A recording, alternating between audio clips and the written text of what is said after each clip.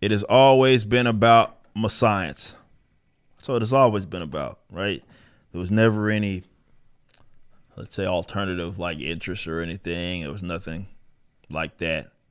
Conflicts, nah, those didn't exist. It was always about my health and all about my science. Every single public health action, implementation, mandate, order was always in the name of health and science and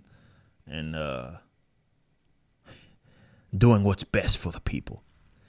So the CDC, which is y'all's favorite organization agency, is literally not publishing large portions of the data that it has. Let's read into this. The agency has withheld critical data on boosters, hospitalizations, and until recently, wastewater analysis. Why on earth would they do that? Let's read.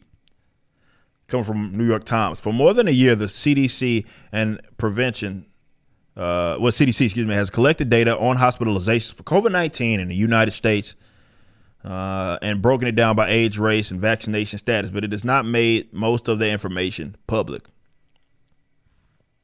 When the CDC published the first significant data on the effectiveness of boosters in adults younger than 65 to 2 weeks ago, it left out the numbers for a huge portion of that population, 18 to 49-year-olds.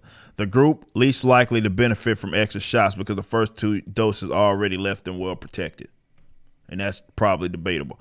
The agency recently debuted a dashboard of wastewater data on its website that will be updated daily and might provide early signals of an oncoming surge of COVID cases. Some states and localities have been sharing wastewater information with the agency since the start of the pandemic, but it never before released those findings. 2 full years into the pandemic, the agency leading the country's response on the public health emergency has published only a tiny fraction of the data it collected. Several people familiar with the data said. Much of the withheld information could help state and local officials better target their efforts to bring the virus under control. Detailed, timely data on hospitalizations by age and race would help officials identify and help the population at high risk.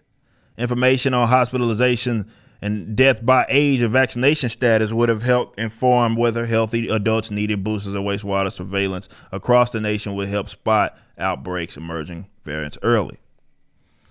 Without the booster data for 18 and 49-year-olds, the outside experts with whom federal health agencies look to for advice had to rely on numbers from Israel to make recommendations for the shot. A spokesperson, this is coming from Kristen Nordland from CDC, said that the agency has been slow to release different streams of data because basically at the end of the day, it's not ready for prime time. He said the agency's priority when gathering any data is to ensure it's accurate and actionable. And by actionable, they means confirms whatever bias it is that they have.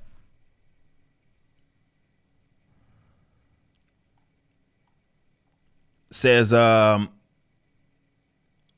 Daniel Jernigan says we want better, faster data that can lead to decision making and action at all levels of public health.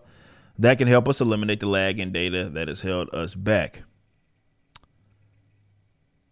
The CDC is a political organization as much as it is a health organization, says Samuel Scarpino, managing director of pathogen surveillance at the Rockefeller Foundation's Pandemic Prevention Institute. The steps that it takes to get something like this released are often well outside the control of any scientists that work at the CDC. So it's political. And you've seen some of this information be covered. Basically, it's like, hey,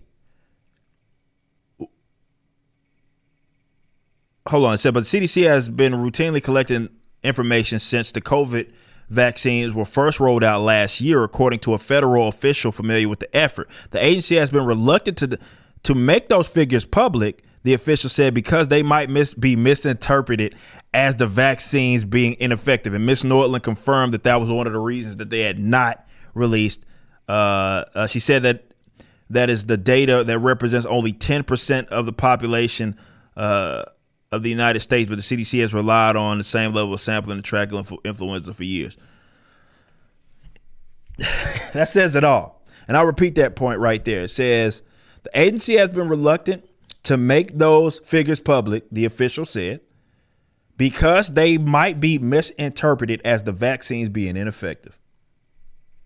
So, as I just said, the data does not confirm their bias, and they'd much rather hold on to it, probably muddy up the numbers as best as they possibly can, as opposed to actually release the data for people, especially doctors and scientists that are outside the scope of working for the, let's say CDC, or working for some public health agency or whatever, to actually be able to assess it.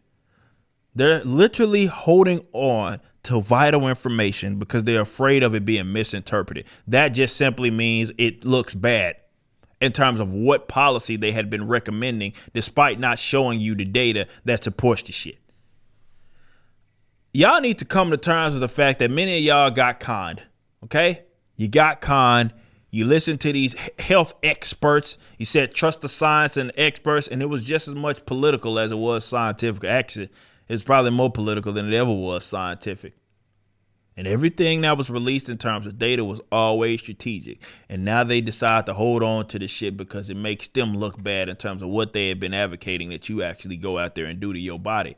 These are entire mandates that are being enforced upon a lot of people in certain areas, forced, more of a coercive, extortive effort. And they're not even putting out all of the data. And they just say, trust me, I am the science. Go get this fucking jab. Y'all crazy as a motherfucker, man. You just listened to a clip from my podcast, For Canon's Sake, which is live throughout the week at 12 p.m. Central on youtube.com/YoungRipper59 and odyssey.com/@YoungRipper59. Be sure to check out my website, ericdjuly.com, so you can stay up to date with everything it is that I'm doing. You can also become a member and get access to a bunch of cool perks and exclusive content, which includes a social media hub where you can interact with myself and other members. It even has an app that you can get, which is now live in the Google and Apple stores.